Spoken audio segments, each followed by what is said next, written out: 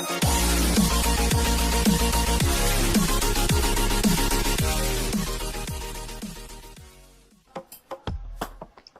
Hello ನಮಸ್ಕಾರ friends. ಅರೆ ಮರ್ಲೇರ್ ಚಿತ್ರದ ಬುಕ ತೆಲ್ಲಿಕೆದ ಬುಳ್ಳಿ ದೇವದಾಸ್ ಕಾಪಿಕಾಡ್ ಏರಾ ಉಳ್ಳೇರ್ಗೆ ಚಿತ್ರ ರಿಲೀಸ್ ಮಲ್ದೇರು.